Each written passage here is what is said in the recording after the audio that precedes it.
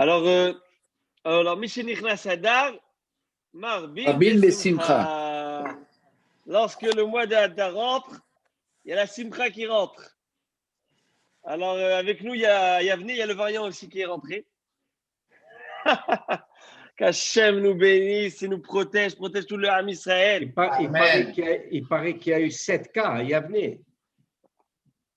Il y a eu un cas de variant. Non, pardon, à Côte-Saint-Luc, 7 cas, il paraît. Oui. Mais la vitesse, l'information à Côte-Saint-Luc, ça a un plus haut débit que la fibre optique. Si je vous dis, C'est vrai. Alors je vais vous raconter une expérience de la semaine. Justement, suite à ce cas où la santé publique nous appelle pour donc demander au professeur qui était en contact, même si c'était indirect, étant donné que le variant est plus, j'allais dire, plus catchy. Donc, lui demander de rentrer. Donc, on a préparé un mémo, pour l'envoyer aux parents. J'ai pas eu le temps d'envoyer mémo. Zacher Etoff, Monsieur Rimok m'appelle. Allô? Est-ce vrai? Je lui ai dit, mais je suis bon. Mais comment? Je veux savoir comment. Les téléphones. Mais c'est incroyable. Les textos. C'est ça qui a écrit.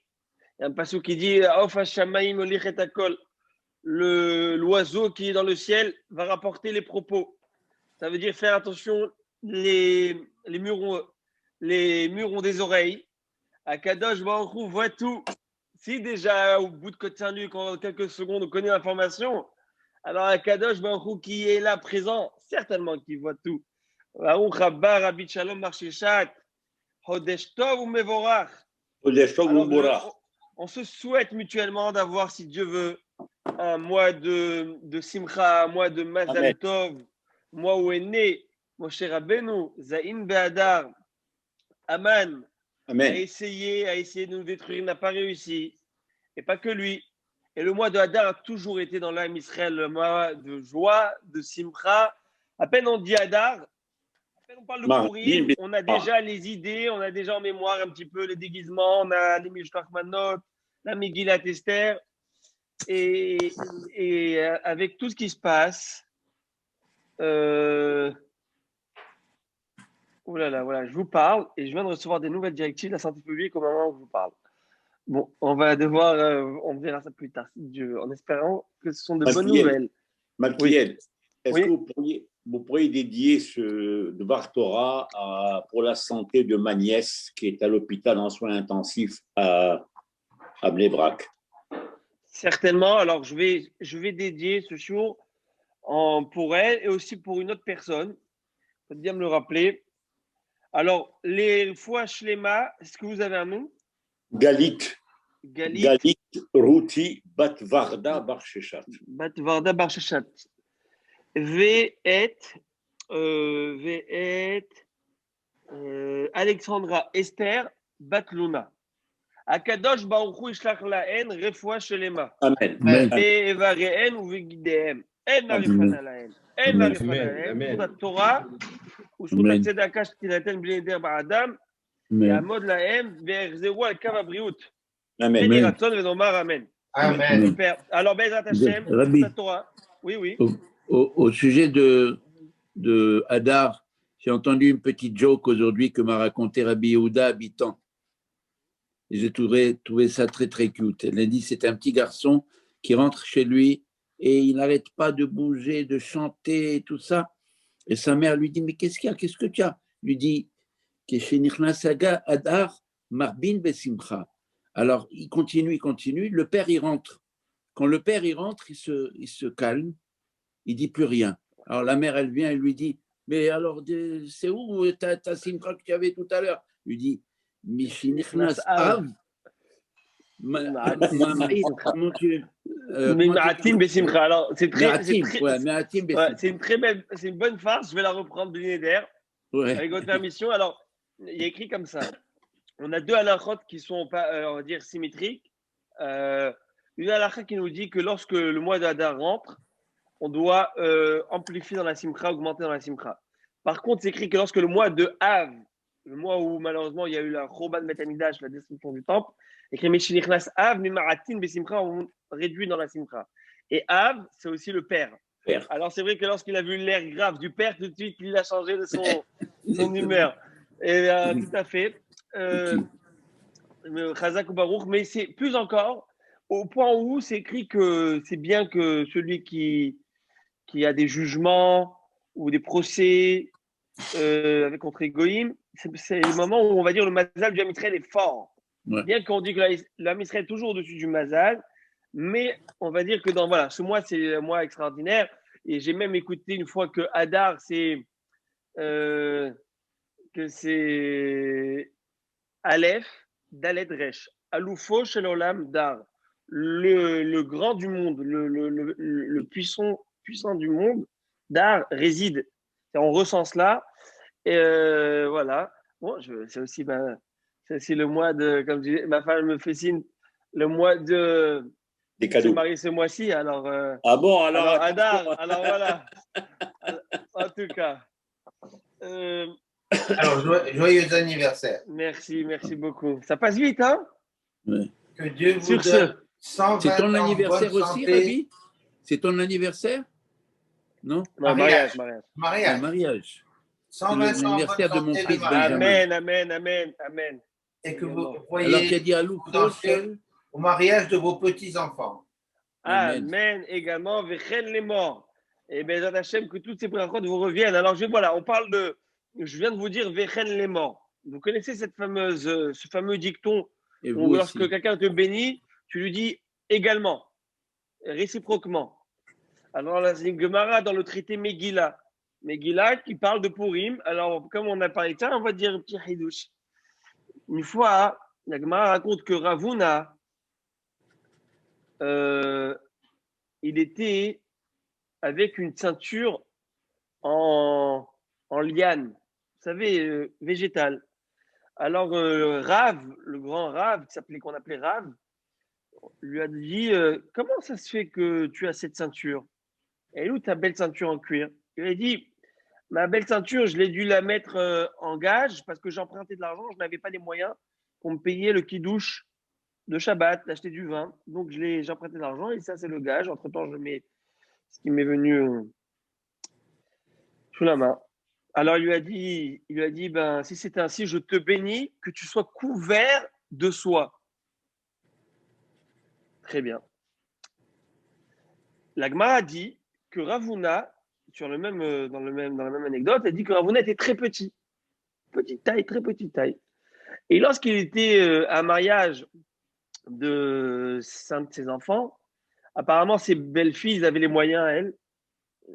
Et il était dans un petit banc, il s'était allongé, assoupi un petit peu. Elles l'ont pas vu, elles ont mis leur manteau sur lui. Donc, il était couvert de soie. Lorsque Rav a entendu cette histoire, il s'est fâché contre lui. Et pourquoi? Il a dit parce que lorsque je t'ai béni, tu ne m'as pas dit Vechen les morts, à toi aussi je te renvoie l'appareil, la beracha. Et Rachid expliquait sur place que toi, moi je l'ai dit au sens figuré, au deuxième degré. Tu sois couvert de soie dans le sens où que tu aies moyen de. Bien sûr. La beracha apparemment c'était un moment de ratson, un moment de propice, les cieux étaient ouverts. Et on a pris ça au premier degré, c'est ce qui s'est passé. Mais si tu m'avais renvoyé l'ascenseur, peut-être que moi, ça serait passé au second degré. Et j'aurais pu avoir la vraie beracha du 649. Et donc, il a été fâché, entre guillemets. Pourquoi il ne lui a pas dit Vechen est mort? Il aurait dû lui envoyer la beracha. Donc, on voit quand même comment la beracha, c'est important. Fais attention, berachot, il ne faut pas mépriser. Jamais. Une beracha de chacun, c'est surtout de M. Znati. Alors, on va dire que c'est. Elle sort du cœur. Voilà, alors on la ressent. Alors maintenant. C'est ça ce que ça veut dire Aloufo, quand tu m'as dit Hadar, c'est quoi Aloufo? Alouf, c'est impuissant. Alouf, c'est le général. Voilà, le commandant. Alors, celui qui dirige le monde.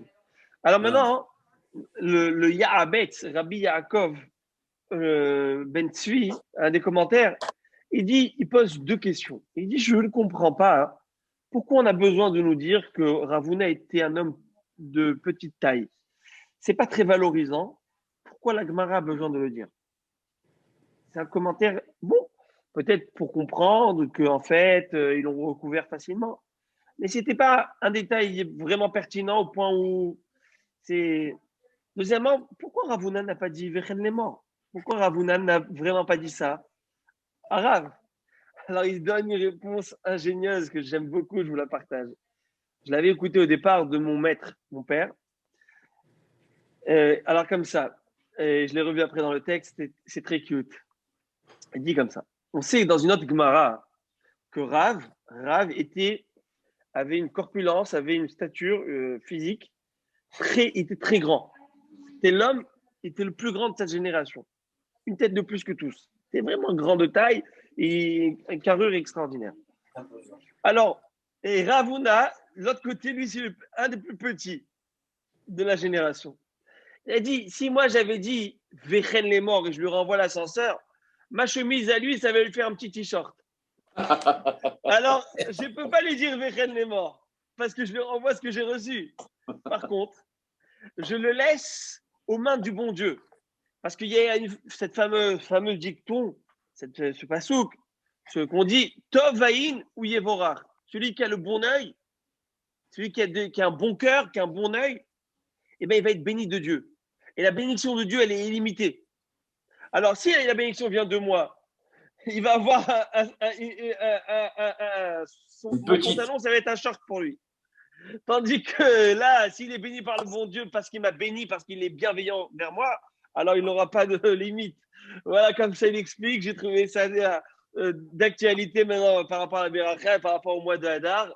Comment on voit qu'en fait la Gemara a voulu au contraire trouver une excuse à Ravuna pourquoi il n'a pas dit Vechen les morts, et c'est pourquoi la Gemara elle a dit qu'il était petit.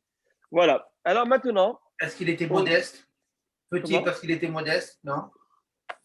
Non, Non. la Gemara dit Isha Goutsava, c'était un homme petit de taille.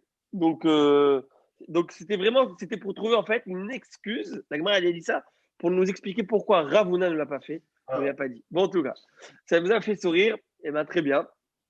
Ce Shabbat, ça va être un Shabbat spécial. Parce que c'est déjà un Shabbat de Rosh Chodesh, Adar. Et il faut savoir qu'on va sortir ce Shabbat 3 Sifrei Torah, 3 livres de Torah. C'est assez rare. Il peut se passer comme ça 3 fois environ, si je ne m'abuse. Non, à mon souvenir, peut-être plus. En tout cas, 3 que je sais. Et cette année, on va sortir donc ce Shabbat, le Sefer Torah de la paracha de la semaine, parachat Mishpatim, Sefer Torah de la paracha de parachat Rosh Chodesh, ou Viom HaShabbat, on va lire. Donc, on va lire 6 montées de la paracha de la semaine. On va terminer toute la paracha en appelant 6 personnes. Le 7e va lire sur Rosh Chodesh. Puis après, bien sûr, on fera un Kaddish. Et puis après, Maftir.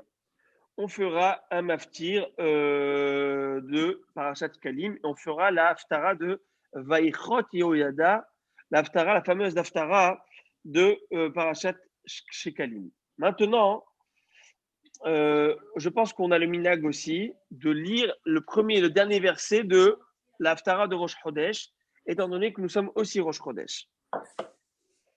Cette paracha, elle va entamer l'ouverture des 4 parachiotes qui sont autour du mois de Hadar, où les Chachamim ont institué de faire une lecture bien spéciale pendant ce mois-ci.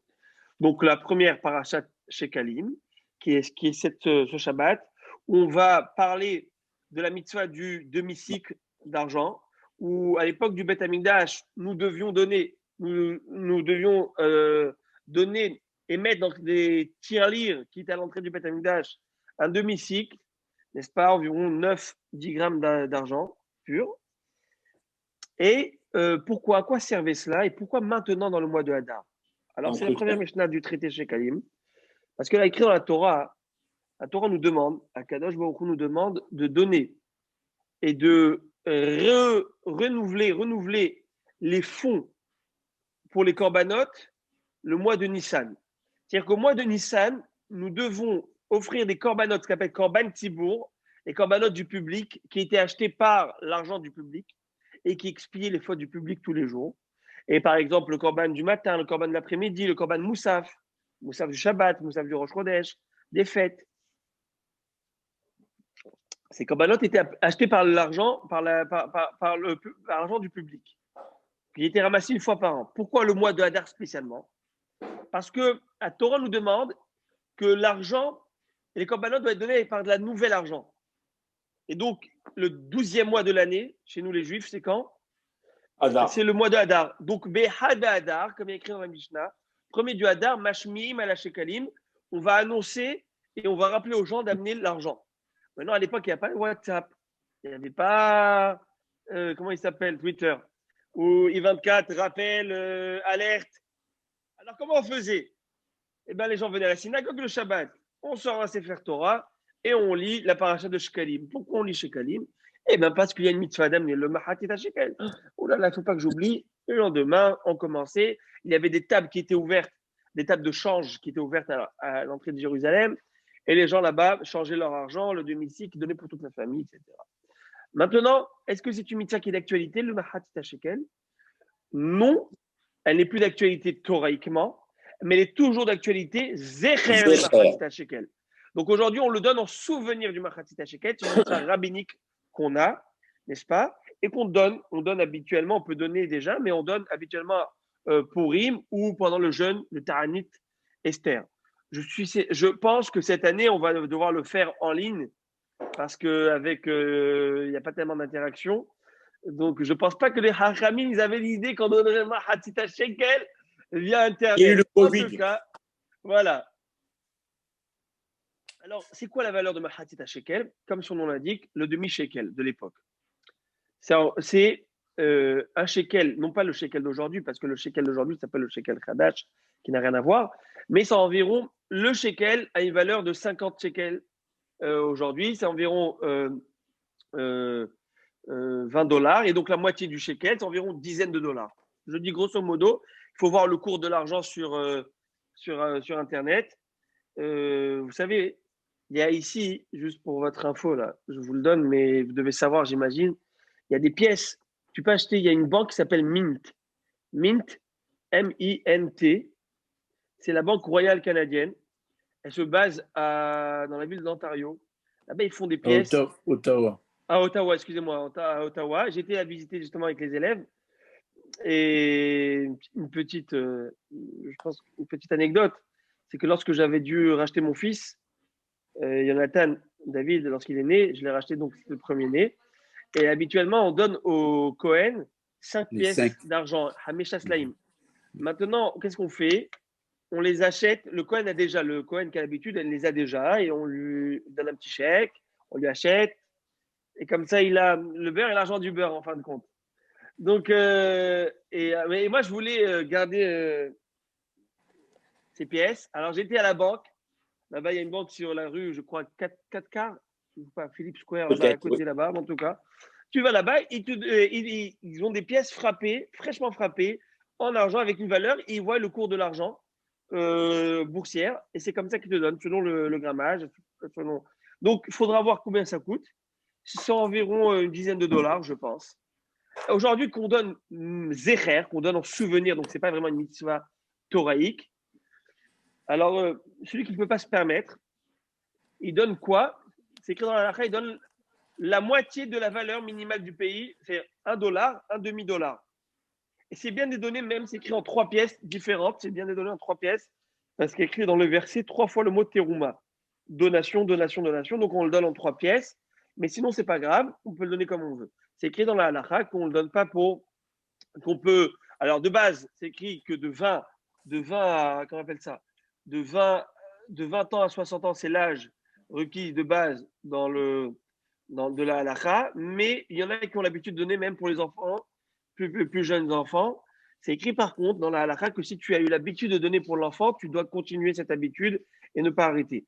Moi, ce que je propose, celui qui ne peut pas toujours se permettre, qui donne au moins pour lui et pour ceux qu'il faut le prix, la somme des 9 grammes d'argent. Pour le reste, même pour les femmes, ce n'est pas obligatoire.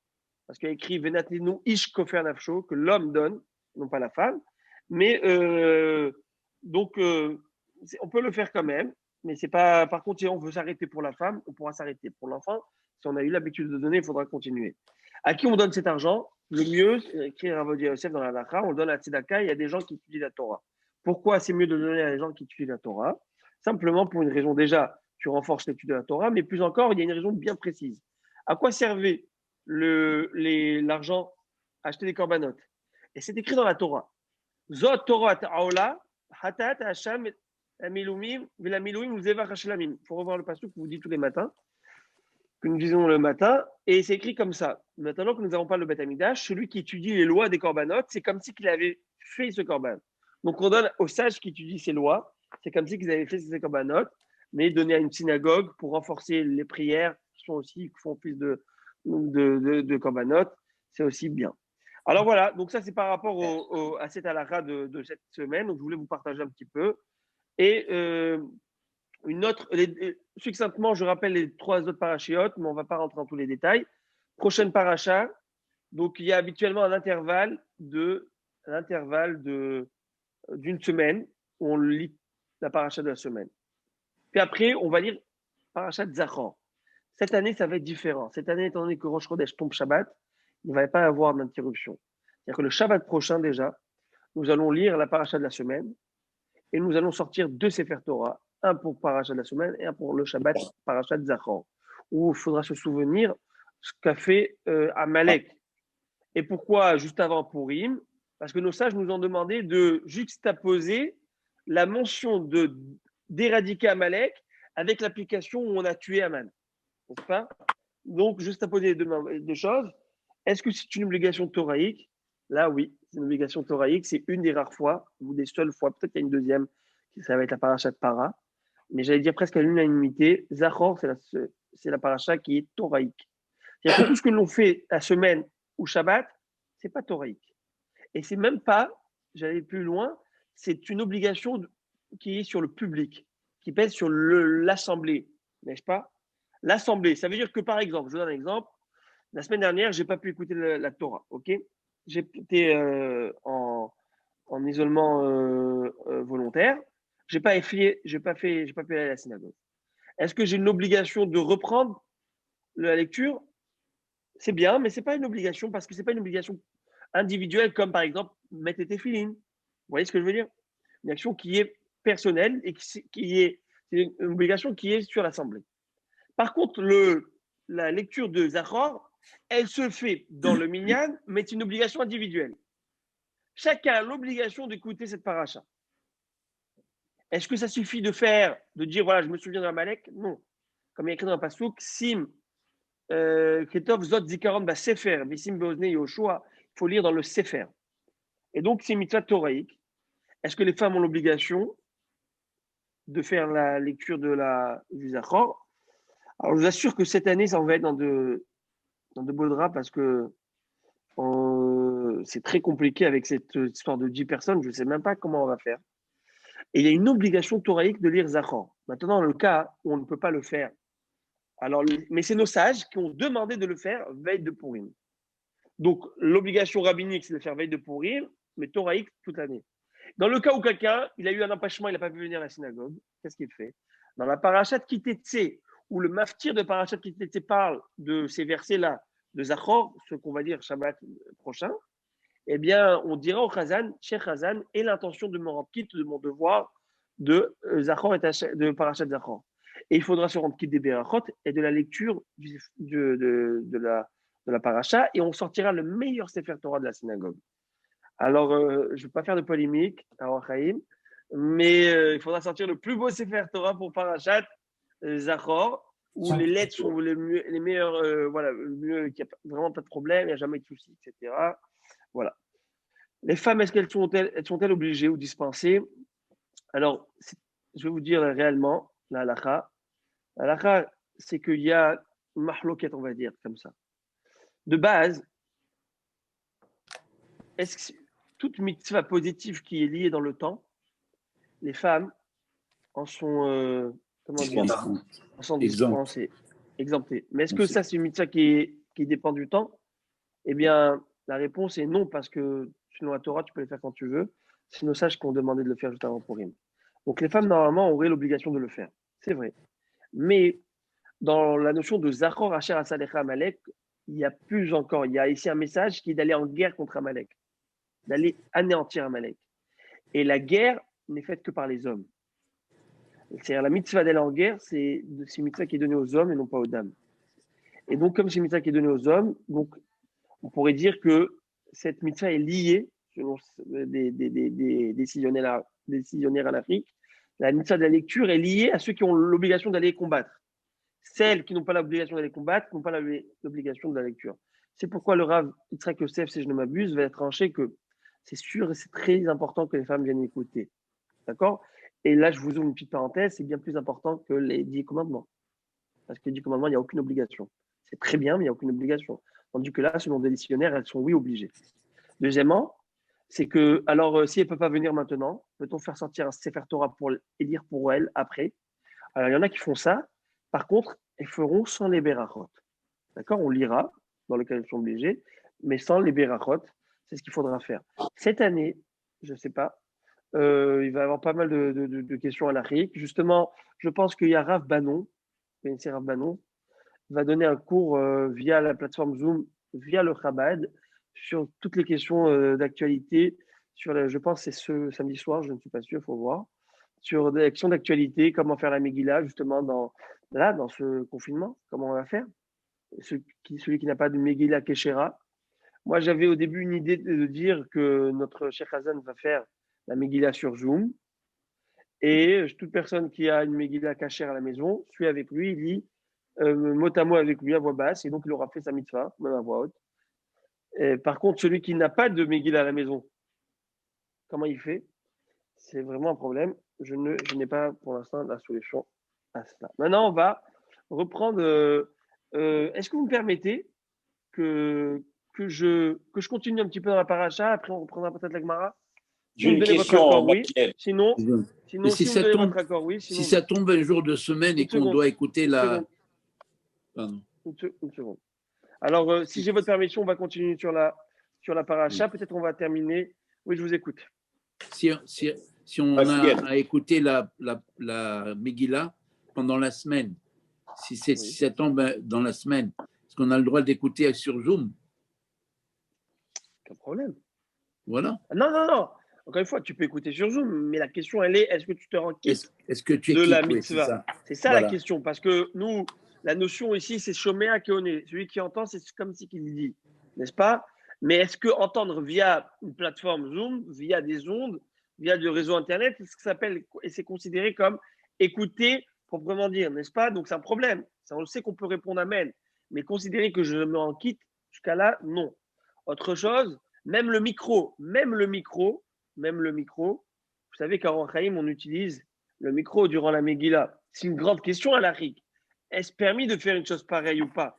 Parce que est-ce que moi j'écoute l'écho, qui a une fréquence dont j'allais dire, il y a peut-être un millième de seconde. Un millième de seconde qui est différé, donc j'entends pas vraiment la voix du Khazan. J'entends un écho de sa voix. Est-ce que c'est bon? Alors la va dire, selon Rav Yosef, beaucoup ne sont pas d'accord, mais c'est qu'on pourrait, dans le cas où, alors ça c'était une idée que j'avais aussi, dans le cas où, sans le micro, on t'entend. Le micro, on est là juste pour amplifier, que ce soit plus à l'aise, vous voyez, que ce soit plus agréable. Mais notre Hazan, on le fait tout le Shabbat, on fait l'essai, le test. Ainara, il a une voix qui porte jusqu'au bout de la Hazara. Donc le micro n'est là que pour le mettre plus à l'aise, voyez-vous? Donc dans ce cas-ci, ça serait permis. Alors j'ai Rabbi Charles qui a une question et après j'ai M. Znati. Alors voilà, Rabbi Charles, je vous écoute. Ma question est la suivante. La règle en halakha, c'est-à-dire c'est-à-dire kodem. Oui. Alors pourquoi pour Shabbat, le Shabbat chez Kalim, on lit la Peracha bien sûr, mais pourquoi on fait chez Kalim pas après le Rosh Chodesh? Pourquoi on fait chez Kalim avant Rosh Chodesh? Rosh Chodesh, il vient constamment, mais chez Kalim, c'est une fois par an. Mais justement c'est ce qu'on a dit, le troisième est chez Kalim. Le dernier, c'est chez Kalim. Comment? Le dernier sera chez Kalim. Le dernier sera chez Kalim. C'est-à-dire le premier, c'est de la semaine. Le second, Rosh Chodesh. Et le troisième sera chez Kalim. Très bien. Tout à fait. Voilà. Maintenant, Rabbi Aaron. Non, je pensais à une chose. Quand Hachem s'est adressé au peuple, de là où il était, le, le temps que la parole arrive au peuple, il n'y avait pas aussi une... Ah, Mrs. Nati. Mrs. Nati. J'ai besoin de ça, moi, c'est mon plus. Est-ce que vous m'entendez, Mrs. Nati? Oui, je vous entends, oui. Ou vous entendez le chiour de la semaine dernière? Non, non, je vous entends très bien, mais... Non, je veux dire, est-ce que... Non, je faisais allusion au dixième de seconde qui manque quand on l'entend par Zoom ou par... Encore une fois, c'est pas juste une notion de dixième de seconde. C'est même plus profond. Le dixième de seconde, il est dans le micro encore, mais dans le Zoom, c'est complètement différent. Je vais expliquer. C'est comme si, lorsque le bon Dieu, par exemple, dans la Lacha, c'est écrit dans la Torah, c'est écrit que une personne qui entend, c'est comme si qu'il dit, vous savez que même le son a un temps, il y a une vitesse, la vitesse du son, n'est-ce pas? Donc le temps que je sors je sors le son de ma voix, de ma bouche, ça va prendre un millième de seconde, mais ça arrivera à vos oreilles. Il y a toujours ce temps décalé. Mais dans ce contexte, la Torah l'a dit, je décide et je vous dis que celui qui entend, c'est comme si qu'il avait dit. Très bien. Maintenant, si j'enregistre quelque chose, ok, j'enregistre quelque chose, et je vous ai enregistré la Megillah, je vous ai enregistré les Berachot, et vous mettez play, et vous écoutez. Peut-on appeler ça une personne vivante qui est en train de vous transmettre quelque chose, ou c'est un enregistrement? C'est un enregistrement. C'est pas la notion de Shoméa Kéoné, c'est-à-dire qu'une personne qui est en train de te lire, Shoméa Kéoné, tu entends de cette personne qui est en train de te lire la chose, c'est comme si tu l'avais faite. Comme on fait le Kiddush à table Shabbat, vous le faites pour tous, n'est-ce pas? Parce qu'ils entendent ça. Maintenant, par exemple, je prends un perroquet, je lui fais faire le Kiddush, est-ce qu'il peut me rendre quitte? Ça marche pas. Ah, mais il connaît le Kiddush. Parce que c'est un homme, un Ben Israël qui a l'obligation, je dois entendre de sa bouche. Très bien. Et pareillement, je viens de vous faire l'exemple de l'enregistrement. Non, le son qui passe via la plateforme maintenant, c'est extraordinaire la technologie. Mais est-ce que ce n'est pas un son qui est, on va dire, re-enregistré, qui passe via ce faisceau, n'est-ce pas? Et là, il vient vers vous, n'est-ce pas? Et ça arrive. Vous verrez que des fois, lorsque la Wi-Fi n'est pas très bonne, parfois, tout d'un coup, ça fait un petit blocage. Et tous les propos qui ont été dits, ils viennent en quelques secondes. Vous avez déjà eu ça? Et tout d'un coup, tu dis, mais il parle à la vitesse du son, ce monsieur-là.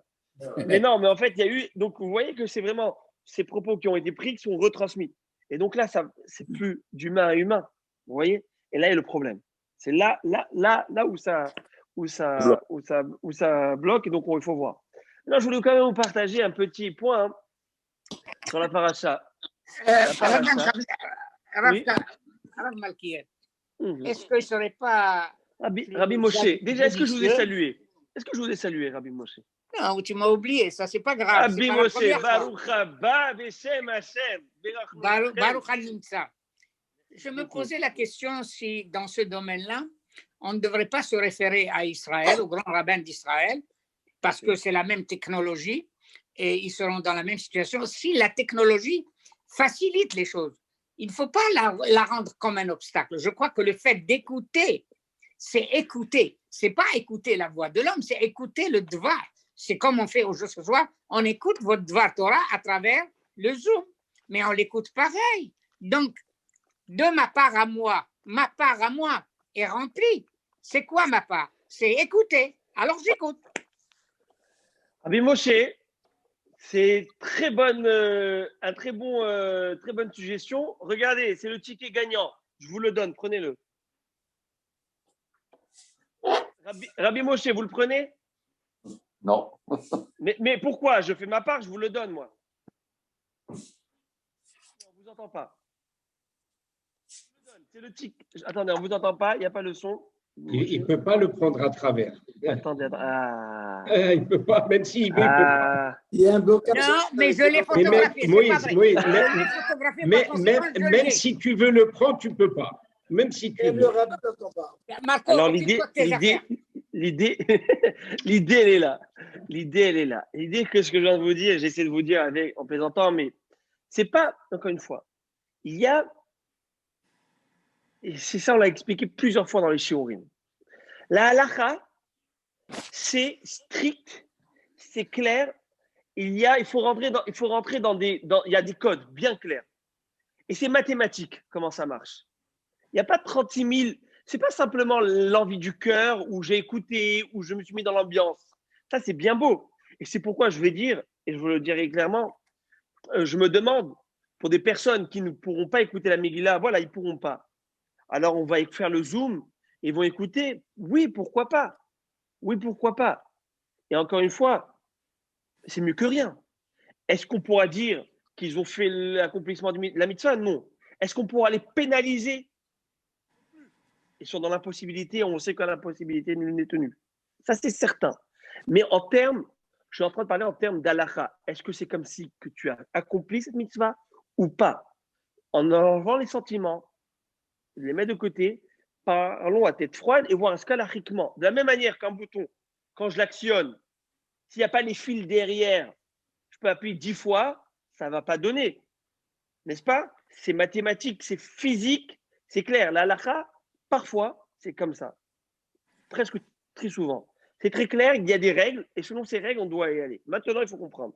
Je l'ai dit encore une fois, j'imagine que le Rav Yitzhak Yosef, grand rabbin d'Israël, va s'exprimer quant à cette situation. Et on va voir si la halakha le permettra, selon toutes les normes de la halakha que lui il a en tête.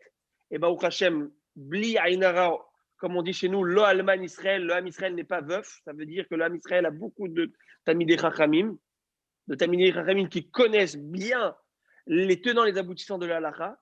Et qu'est-ce qui fait qu'une personne, lorsqu'il entend, c'est comme ce qu'il avait fait, connaît toutes les décisions halachiques, toute la Gemara, tout. Et lorsqu'ils connaissent ça, ils pourront prendre une décision plus éclairée. D'accord? Donc, encore une fois, la technologie nous aide, mais ce qui est possible. Par exemple, moi, à quelqu'un, je veux le réanimer via Zoom, je ne peux pas le réanimer via Zoom. Il faut que je sois là à lui faire la réanimation. D'accord? Une personne, je veux lui donner ses médicaments, une personne, je veux lui donner à manger, une personne, je veux lui donner un objet, j'ai bien envie de donner via Zoom, je ne peux pas lui donner. Il y a des choses où la technologie nous bloque. Non, il s'agit de l'écoute. Attention, on ne parle que d'écoute. Alors, regardez, monsieur Derry, je vais aller plus loin que ça. Je connais la Megillah par cœur et je la lis par cœur. Par cœur, je la connais par cœur. Est-ce que ça marche ou pas? Non. Non. Pourquoi? J'ai entendu. Je la lis même. Parce qu'il y a des règles, comment le faire. Et tu dois rentrer dans ces règles. Tu dois lire dans une Megillah Keshera ou d'entendre une personne qui est en train de lire d'une Megillah Keshera. Est-ce que ça s'appelle écouter thoraïquement parlant via Zoom? C'est ça la question. Si on le fait rentrer dans le cadre de l'audition, alors oui, ça rentre. Si ça ne rentre pas dans le cadre de l'audition halachique, ça ne peut pas rentrer. Vous comprenez? Et donc, il faudra voir. Je ne me prononce pas, moi, personnellement. À mon humble avis, de prime abord, je ne pense pas, mais il faudra voir. Et dans tous les cas, je pense que même ceux qui ne pourront pas l'écouter via une Megillah Keshera, c'est bien de s'associer, de faire un Zoom, parce que au moins qu'ils aient la hiba, au moins qu'ils aient la simha de la Megillah, au moins qu'il y ait quelque chose qui vienne nous transporter un petit peu dans ces moments difficiles et nous rattacher. On montre à Hachem que même si on ne peut pas lire vraiment et rentrer dans les codes, mais grâce à cette technologie que tu nous as donnée, on va faire le maximum. Si c'est mon maximum, eh bien, je suis certain qu'aux yeux d'Akadosh Baruch Hu, ça sera considéré comme une belle lecture, n'est-ce pas? Et c'est comme, j'allais dire, j'extrapole, mais j'ai écouté d'un rave quelque chose de très beau. Vous savez que dans nos matzot, qu'on appelle les matzot shmurot, que l'on fabrique, sont d'une qualité exceptionnelle. Aujourd'hui, avec la technologie, le travail, le pétrin, la vitesse et tout, qu'on a, les robots qu'on a, nos matzot sont d'une qualité de cache-route exceptionnelle, n'est-ce pas? Mais ce Rav disait dans un shiur qu'il parlait qu'à l'époque de la Shoah, il y avait dans des camps de concentration, d'extermination, des gens qui sont tués, qui sont donnés, qui ont tout fait pour faire des matzot, des mini matzot en volant des petits grains de blé et en essayant de les moudre, n'est-ce pas? Et veille de Pessah, ils vont essayer de le mettre. Ils ont fait des petites matzot. Oui, il y a des histoires extraordinaires comme ça. Et il a dit, je ne sais pas combien leur matzot était cachère selon la halakha. Par contre, je suis certain d'une chose, c'est que la qualité aux yeux d'Hachem de leur matzot était bien plus belle que de notre matzot. Même que sur le plan halachique, nos matzot sont bien meilleurs, parce que oui, ils sont faits selon la loi, les codes de la halakha. Mais il n'y a pas que la halakha qui compte. Il y a le cœur, il y a l'envie, il y a tout ce que tu as mis dedans. Alors, cette matzah qu'ils ont mangée, eux, aux yeux d'Akadosh Baruch Hu, elle valent des milliards de matzot que nous, on mange.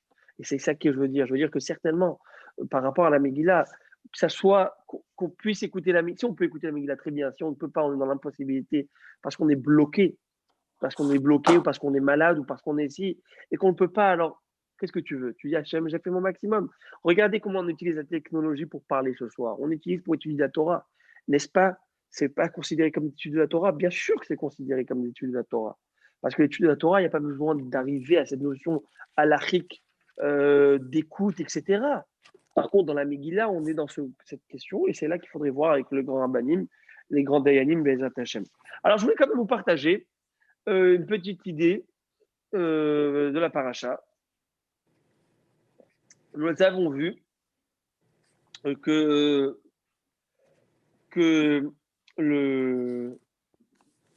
dans la paracha, nous allons voir qu'une personne qui aurait volé, phrase de Shalom, il a volé, et il s'est fait prendre après son vol, il a consommé tout l'argent ou la valeur de son vol, il n'a pas de quoi rendre et de quoi payer.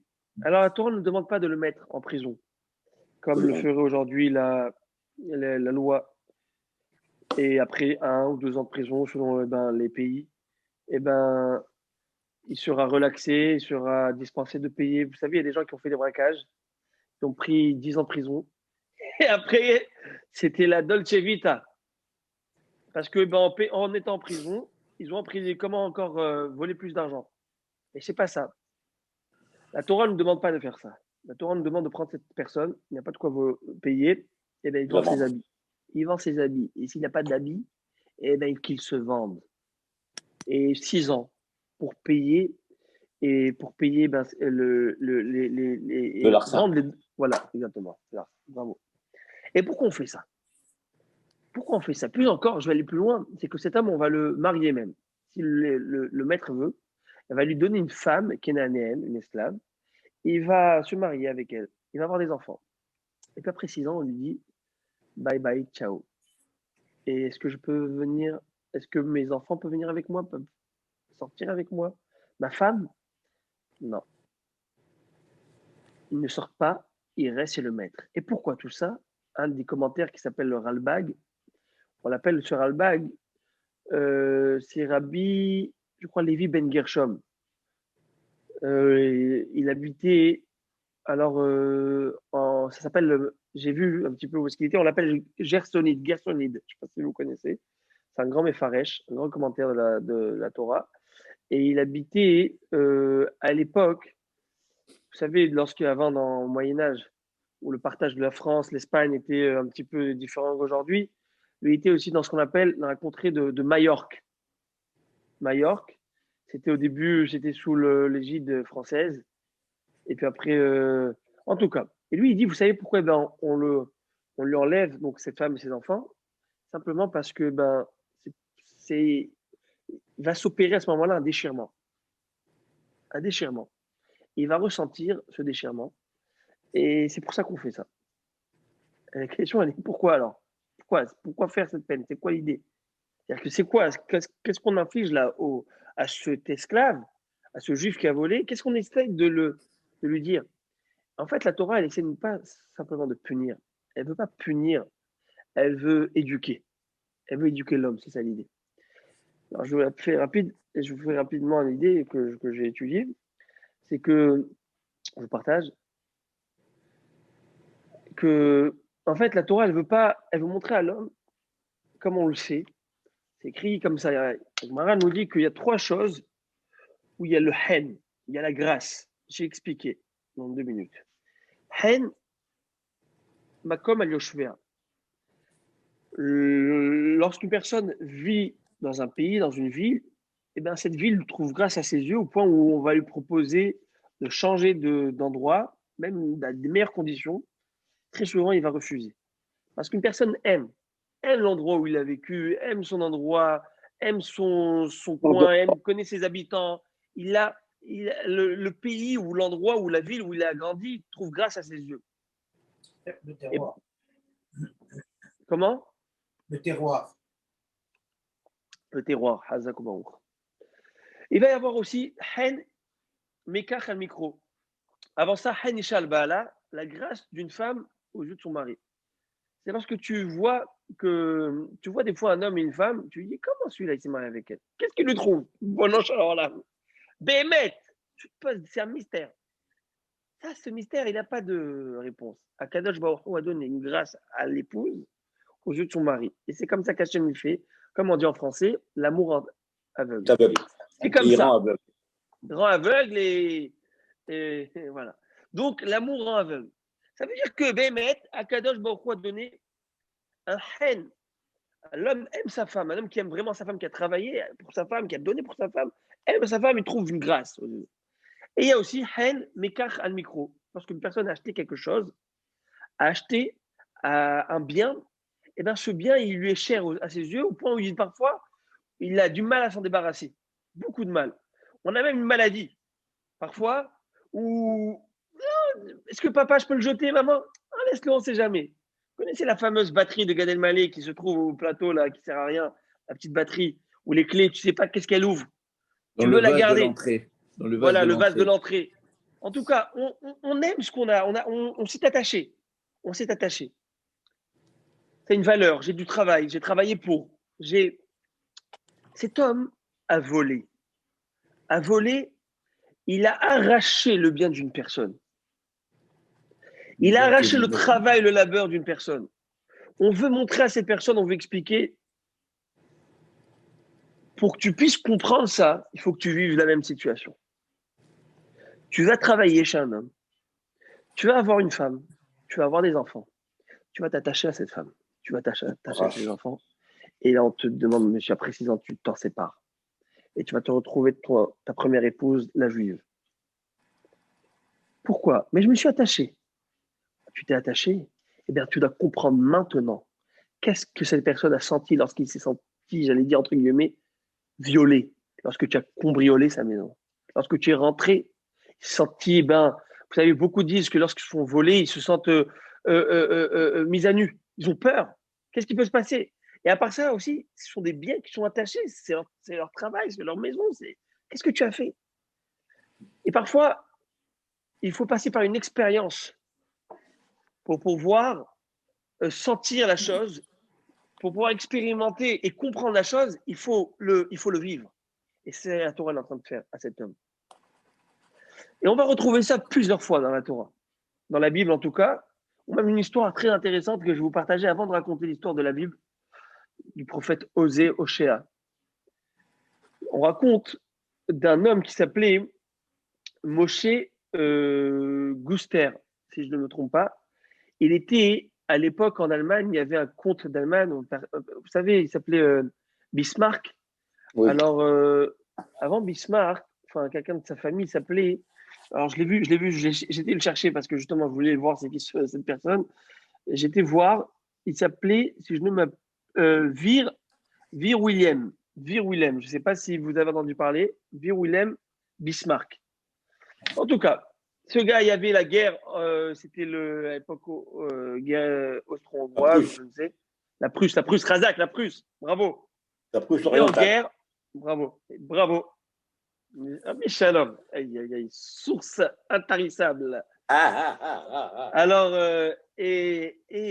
donc bon, en tout cas, il y avait une guerre, je pense que c'était avec la France, je ne suis pas sûr. Et durant cette guerre, cet homme a voulu est parti dans les fronts pour voir comment se portait son armée. Il s'est fait avoir, c'est que c'était pas le bon moment de partir. L'armée ennemie a entendu cela, a tout fait pour pouvoir essayer de l'attraper. Il va s'échapper tout seul, sans aucun soldat. Il va essayer de se trouver un chemin, se frayer un chemin, et il va trouver une petite maison. Et il va demander refuge là-bas. Et c'était un juif qui s'appelait ce Moshe Guster, apparemment. Ce juif-là, donc c'est une histoire que j'ai écoutée, très intéressante. Ce juif-là va lui dire, voilà, moi je suis le roi de Prusse, et je te demande, Général s'il von te plaît, Bismarck. Chazak Baruch, je te demande de me protéger. S'il te plaît, je te revaudrai cela. Et il ne savait pas quoi faire, il va le prendre, il va le mettre dans un tas de foin. Il va bien le cacher. Et là, les soldats arrivent, ils passent tout le village, ils rentrent dans la maison, ils disent, est-ce qu'il y a un homme qui est rentré? Il dit non, il dit, on doit voir. Et ils vont chercher partout. Et ils étaient avec leur fusil, avec la baïonnette, on appelle ça. Oui. Et ils vont voir donc ce tas de foin, ils connaissaient les subterfuges de se cacher là-bas. Ils vont planter un peu partout dans ce tas. Et par miracle, ils ne vont pas le toucher.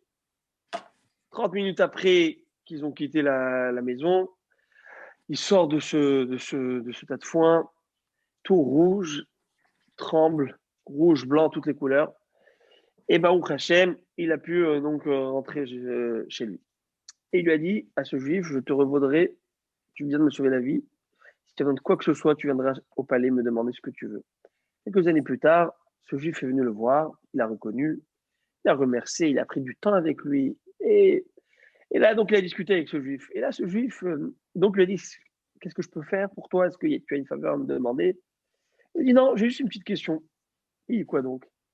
Il lui dit, la vérité, lorsque je vous ai protégé, je vous ai enfoui sous ce foin, les soldats sont venus et ils ont transpercé ce foin avec les baïonnettes. Et la question que j'ai, quel était votre sentiment à ce moment-là?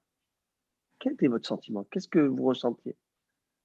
Là, il lui pose cette question, il le met mal à l'aise, parce qu'en fait, il le met à nu dans ses émotions, il lui demande de... Il est choqué par sa question, c'est très, j'allais dire, euh, pas inopiné, mais c'est insolent.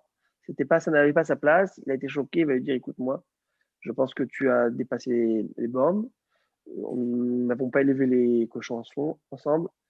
Et il va demander qu'on le mette en prison, quelques jours plus tard, qu'on le pende. Ils vont le mettre sur l'échafaud. Et vous savez, c'était pas très sympathique. Il arrive et là, il a la corde au cou.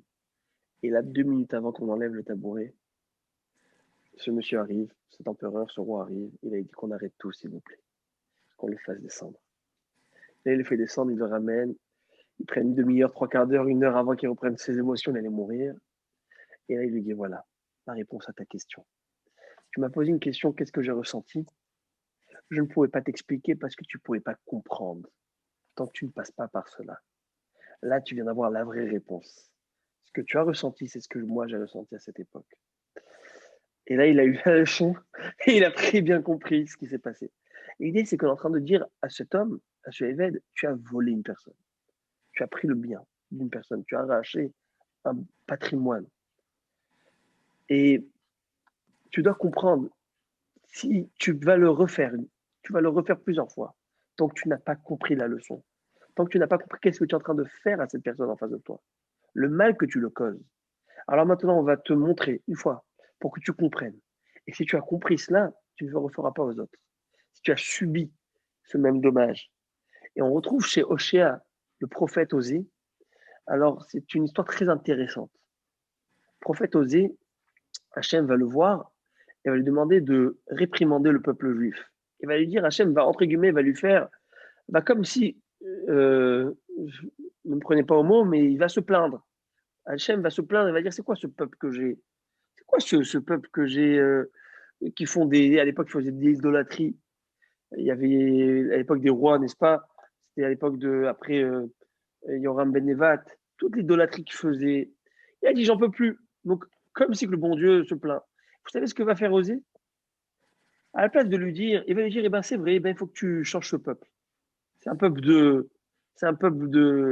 qui ne suit pas le chemin de la Torah. Au contraire, il se rebelle contre toi, il se fait. Et vous savez laissez-moi vous lire le Talmud, ce que le Talmud dit à ce sujet, si vous me permettez. Petite seconde, il faut que je retrouve ça. Où est-ce que c'est? Voilà, c'est là. Voilà, je vais retrouver ça ici. Je vais vous lire les propos du Talmud qui sont extraordinaires et on va comprendre ça dans une minute. Voilà. Amar, je vais vous lire. Amar lo Akadosh Baruch Hu leHoshea. Akadosh Baruch Hu a dit à Osée, Banei Chachatu, tes enfants, c'est-à-dire le peuple juif, a fauté. Ayalo Lomar, Hachem s'attendait comme réponse de Hoshea. Vous savez ce que le bon Dieu attendait? Attendez, qu'ils disent Banei Chaim, ce sont tes enfants, ce sont tes gosses. Bene Hanouné Chaim, ce sont les enfants de ceux que tu aimes. Bene Abraham, Yitzhak et Jacob, les enfants d'Abraham, Yitzhak et Jacob. Fais déborder sur eux la miséricorde divine. L'Odayo chez Amarkar, ça ne lui a pas suffi qu'il n'a pas dit ça déjà, qu'il n'a pas fait le plaidoyer du peuple juif. Mais il a dit au bon Dieu, Ribono, Shalom, maître du monde, le monde t'appartient. Tu es le boss. Change-le avec un autre peuple. C'est toi qui décides.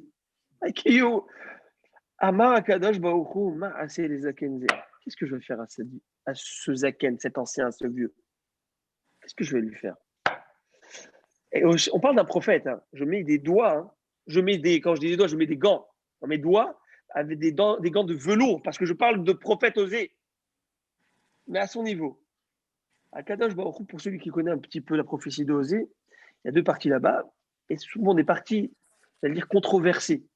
Controversées, pourquoi? Parce qu'il y a plusieurs explications de ce qui va se passer et ce que je vais vous dire maintenant. Est-ce que c'était un rêve? Est-ce que c'était un rêve? Ou est-ce que ça s'est vraiment passé? Et le bon Dieu va lui dire comme ça. L'air, tu sais quoi, Osée? Maintenant, je te donne un ordre. Va, tu vas te trouver une femme prostituée qui n'est pas de bon mœurs, qui n'a pas du tout un bon comportement, et tu vas avoir des enfants presque de ce genre de... Et tu vas te marier avec elle. Tu vas avoir des enfants. Il a trouvé cette femme, elle s'appelle Gomer Bat Davlaïm, je crois. Bref, il va se marier avec elle. Il va avoir 3 enfants.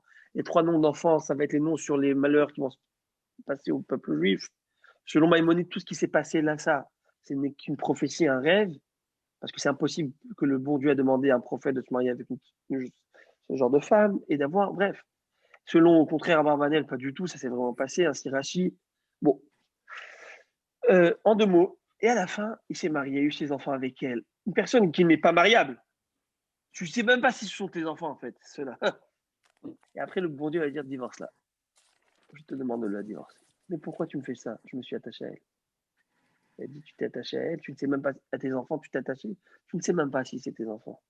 Tu ne sais même pas si cette femme, elle est loyale, elle est fidèle. Et tu as du mal, et maintenant, tu ne peux pas supporter ce que je te demande. Et toi, quand je t'ai dit que mes enfants sont dévoyés du chemin, à la place de faire le plaidoyer, qu'est-ce que tu m'as demandé? Tu m'as dit, mais change-les. Tu sais ce que j'ai senti, entre guillemets, je le dis bien sûr.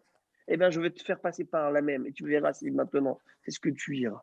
C'est-à-dire qu'une personne, elle doit passer par cette expérience pour pouvoir comprendre. Et c'est pourquoi on demande à Kadosh Baruch Hu très souvent. Et c'est pourquoi la Torah nous demande aussi d'être dans l'état d'âme de juger chaque personne favorablement. Vous savez pourquoi? Je veux dire, parce que, ça c'est ce que je me rajoute de ma part, c'est parce qu'on ne sait pas ce que chacun passe. On ne comprend pas véritablement l'élément, le cadre où la personne a été élevée, a grandi, qu'est-ce qui se passe dans son fort intérieur? Pourquoi elle a décidé de prendre ce chemin, cette décision? Alors, ne demande pas à Kadosh Baruch Hu, ou ne provoque pas Hachem de te mettre dans cette situation. Chas v'shalom.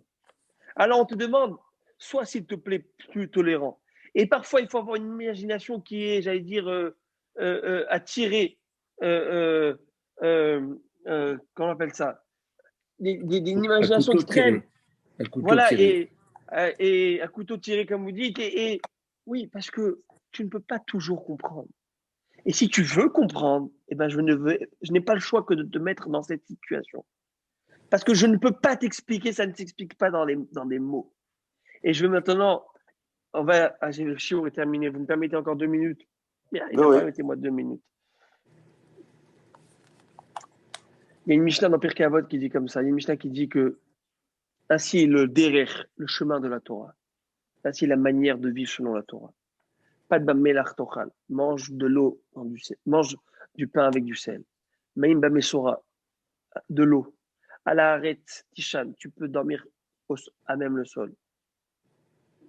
Et tu peux avoir même une vie difficile. Et tu étudies la Torah. Et si tu fais ça, tu seras heureux dans ce monde-ci et bien dans le monde futur. Je vous pose des questions. Personne qui se donne tant de mal pour étudier la Torah au point où de mettre faire abnégation de tout luxe de ce monde pour étudier la Torah, on peut dire peut-être qu'il sera heureux dans le monde futur, mais qu'il sera heureux dans ce monde-ci. Est-ce possible de dire une chose pareille? Comment la Mishnah nous dit Ashrecha ba'olam tu seras heureux dans ce monde-ci? Vous savez, c'est quoi la réponse? C'est que tant qu'on est dans l'image extérieure, tant que tu n'as pas fait ça, tu ne peux pas comprendre.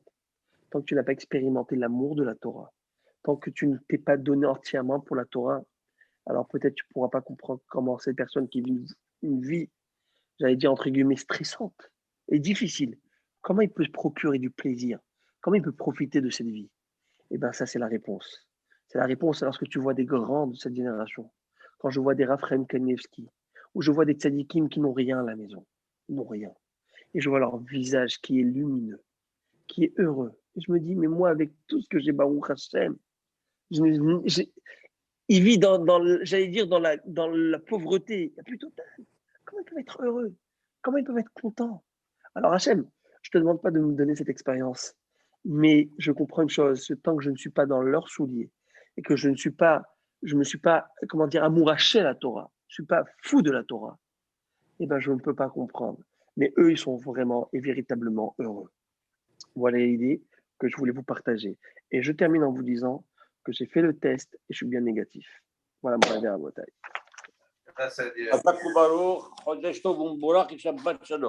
Shabbat shalom, Chodesh Tov, que bon Dieu vous bénisse. Chodesh Tov, merci.